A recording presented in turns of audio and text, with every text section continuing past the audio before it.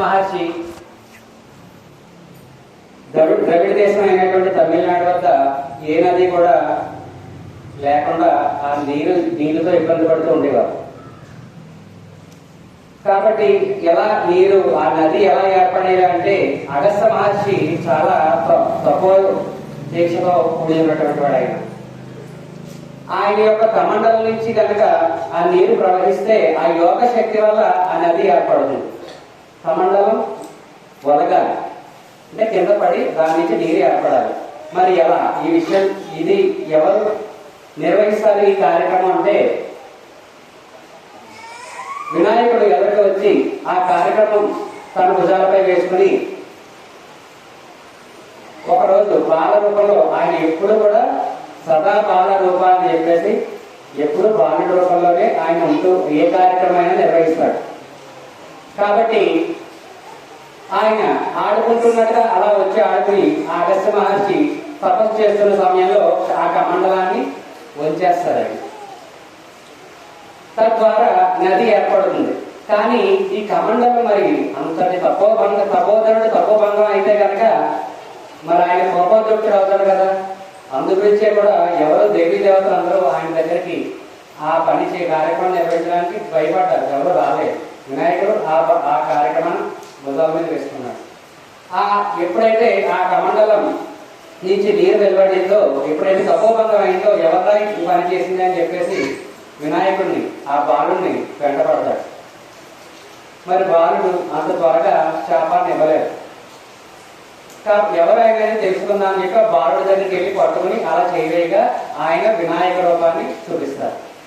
అంతటా అగస్త్య మహర్షి నన్ను క్షమించండి స్వామి అని చెప్పేసి యథాలాపంగా అలా ముట్టుకుని క్షమార్పణ అడుగుతారు. అప్పటి నుండి కూడా వినాయకుడు ఒక వరం ఇచ్చాడు. ఎవరైతే నన్ను ఈ రకంగా క్షమార్పణ చెప్తారో వారిని నేను త్వరగా అనుగ్రహిస్తాను అని చెప్పేసి అక్కడికి ఆ క్రియ ఏర్పడింది. మరి గుంజీలు తీయడం కూడా కేవలం వినాయకుడి దగ్గరే ఉంటుంది. ఇంకే మూర్తి దగ్గర మనం గుంజీలు తీయడం అనేది ఉండదు. ఎందుకు ఇది ఏర్పడింది అంటే వినాయకుడి యొక్క మామగారు అయినటువంటి విష్ణుమూర్తి వైకుంఠ లోకానికి ఒక రోజు వెళ్తారు వినాయకుడు. వెళ్ళి మరి మామగారి వద్ద చాలా చదువు ఉంటుంది కదా, మేనల్లుడికి చేర తీస్తారు మామగారు. కాబట్టి ఆడుకుంటూ ఆ పక్కన ఒక సుదర్శన చక్రం కనిపిస్తుంది. సుదర్శన చక్రం దాని పని చేయనప్పుడు సూక్ష్మరూపంగా ఉంటుంది. ఈయన భారీ కాయుడు, బాలరూపుడు. కాబట్టి పిల్ల చేస్తే ఎక్కువ చేస్తుంటారు కదా. మరి బాలుడు కదా ఆయన. పిల్లలు ఏం చేస్తారు, ఏదైనా కనబడితే అది మింగకూడదా అని కూడా చూడకుండా నోట్లో వేసుకుంటూ ఉంటారు. అలా ఈయన కూడా ఆ సుదర్శన చక్రాన్ని ఈ కడుపులో వేసుకున్నారు. మింగేశారు. ఈలోగా యుద్ధం చేయవలసిన పరిస్థితి వచ్చింది విష్ణుమూర్తికి. ఎక్కడా ఈ సుదర్శన చక్రం మరి అన్ని వెతుక్కుంటూ ఉండగా ఈ వినాయకుడు నవ్వుతాడు కానీ చెప్పడు. అలా అడగక వినాయకుడు నేనే మింగేశాను మామయ్య ఆ సుదర్శన చక్రాన్ని అని చెప్పేసి ఆయన చెప్పగా ఏదో రకంగా ఎవరా బాబు ఇప్పుడు నేను యుద్ధం చేయవలసిన పరిస్థితి ఉంది కదా అని చెప్పగా నవ్వుతాడు కానీ ఆయన ఎలాంటి విషయం చెప్పడు. ఇలా కాదు, పిల్లలు ఎక్కువ నవ్వి ఒక ఎత్తి కింద వచ్చి వామ్ చేస్తుంటూ ఉంటారు. అలా వీళ్ళు ఏదో రకంగా నవ్విస్తే కనుక ఆ ఎక్కువ వచ్చి ఆ సుదర్శన చక్రం బయటకు వస్తుందని చెప్పేసి ఒక ఉపాయం పని అలా రకరకాల చేష్టలు చేసి అంతరిష్ఠమూర్తి గుంజీలు చేస్తాడు.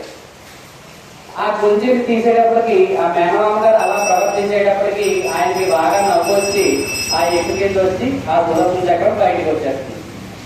అప్పటి నుండి ఇలా ఎవరైతే నన్ను వేడుకుంటారో క్షమార్పణ చెప్తారో ఈ క్రియ ద్వారా కూడా నేను శీఘ్రంగా అనుగ్రహిస్తాను వారిని అని చెప్పేసి ఈ కుంజీలు తీయడం, మొట్టికాయలు మొట్టుకోవడం ఈ రెండు కూడా కేవలం వినాయకుడి వద్దే ఈ క్రియ చేయడం జరుగుతుంది. కాబట్టి ఆ రకంగా ఆయన క్షమార్పణ చెప్పుకోండి.